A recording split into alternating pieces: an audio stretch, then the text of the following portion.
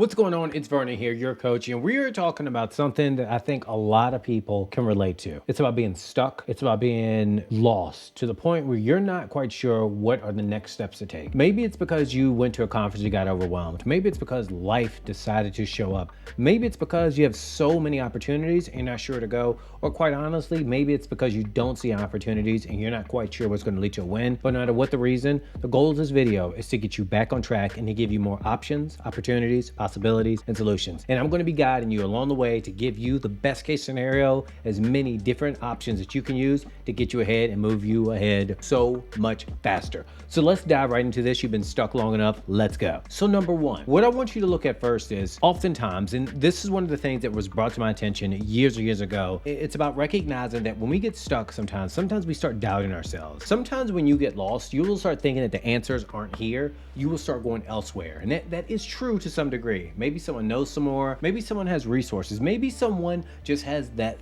thing. But no matter what, if you aren't putting your thoughts, your values, your wants and desires in there, it's really hard for you to go up to someone and to say, hey, can you help me with this? Because when you ask, it's going to throw people off. Have you ever noticed when you've been to ask some people some things, or maybe you wanted something from someone and you didn't feel quite as deserving and you kind of lower your voice and you kind of cower? These things are unconscious even, right? So a good first step is to recognize that you're more than enough. More than enough. And this was really brought to my attention by this story that one of my really good colleagues, friends taught me. It's about acres of diamonds. And just bear with me here. It's about 3 minutes. So many years ago, hundreds of years ago, there was this farm. There was this amazing farm, and this one guy owned this farm. And on this farm, this guy had so much livestock, he had so much agriculture, huge property, flowing waters. He just had everything that he could need. He was content in his heart, and he was content with the things he had produced. Therefore, it had no choice but to grow even bigger, right? Because there's so much love and so much respect, and there's so much just understanding that comes with being just proud of what you have. But one day the man is going into the market. He loved going to the market to check on things, to see how things are going. So he's going to the market, and this guy, he overhears this conversation. This guy says, there were more riches than what he's ever seen. And the man heard that and was like, riches? Now, I know lots of things. I definitely know riches. So the man leaned in a little bit more.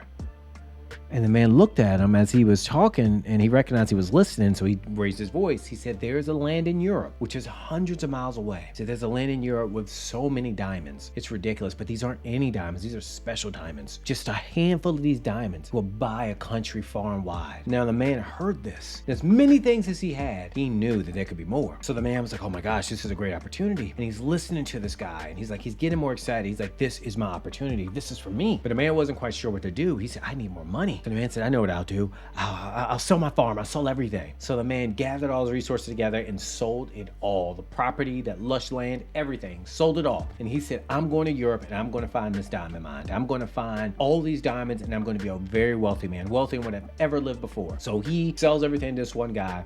He goes to Europe. Now, when he gets to Europe, he already knew there was going to be a lot of work, but he was all right with that. So he's digging. He hired a crew. He's getting equipment. He's just having these crazy epiphanies. He's so excited. And he's out there hammering away, working. And so he didn't see anything. So he moved on to a next site. And this goes on for a couple of weeks. And he goes to the next site because he couldn't find anything. And so meanwhile, as he's doing this, he's sitting there. He's like, okay, I know it's here. And, his savings is going out, but that's okay because he's going to bounce back from this. Now, I know what some of you all might be thinking. I'm going to pause here for the story. You're probably thinking, okay, this is about, hey, guess what? Perseverance, hard work, you're going to find it.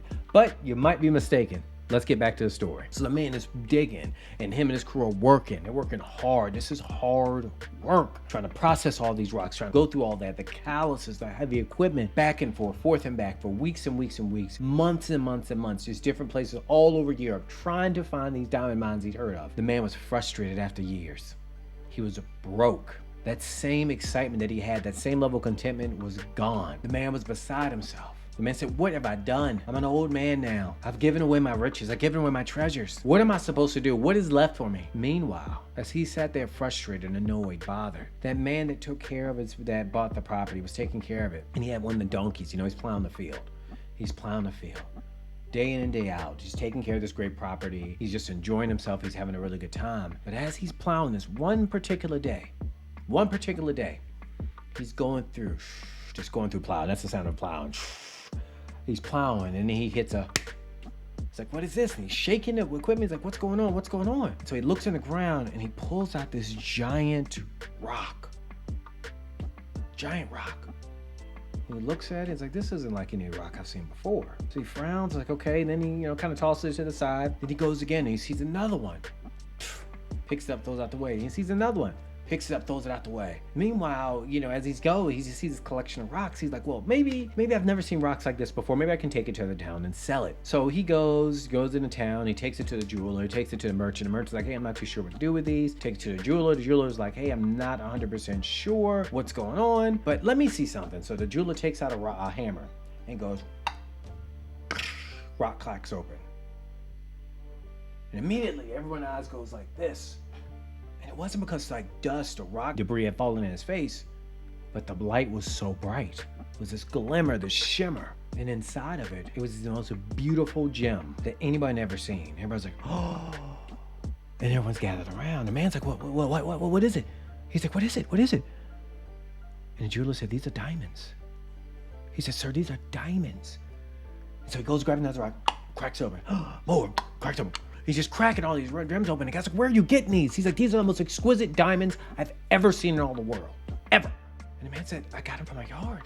I got them from my field. For the man that I sold it, that bought it, that I bought it from, that sold this to me. That man had a field of diamonds. That man had acres of diamonds, unbeknownst to him. The moral of that story is many times we go to seek the answers that aren't within. We go out there thinking that thing that we want is someplace else when it is right in front of us. The first step is I want you to take is to recognize that you're more than enough. You just haven't figured it out yet.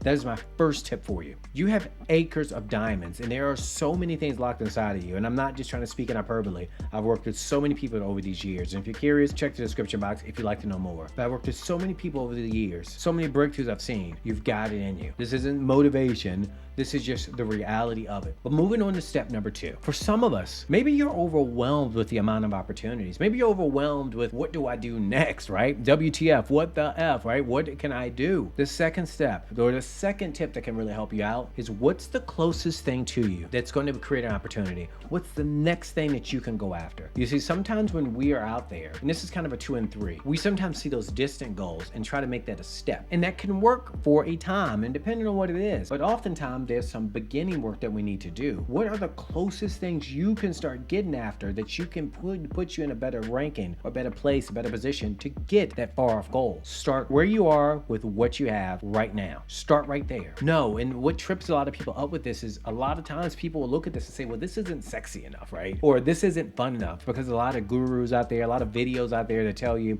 oh, it's gonna feel great, it's gonna feel amazing. Quite honestly, it might even feel like you're doing anything. It could be maybe sending an email, making a quick phone call, sending a text message, but that is the trick. The reality of it is it's a step that you have to take. One step is every step. One step is every step, because that's all a step is. It's a step. Take it. But know that you need to be making those micro goals just as well as those larger goals. But start with the micro first. It will get by you. And my last tip that I want to throw out to you all, and this is one that gets me and then got me, and it was really brought to my attention when I went to a conference many, many years ago. And it was a Fortune 100 companies. These were all companies that had done big numbers. And other speakers got up there and they were, I'm a speaker, so I'm always watching other speakers. I'm always listening and paying attention. I'm like, hey, I like this. I'm not sure how they did that, but it's an art and I appreciate it. But this one speaker came up there completely unassuming. He was just very relaxed, t-shirt, kind of like I am. And he didn't come up there with this grandiose energy about him. He came up there with a regular, average, everyday guy and said, hey, I'm no different than anybody in here. But he said this, and I won't forget it. He said, the only thing that separates me and the speakers up here at these companies from you all is that when things got tough, when we got overwhelmed, we kept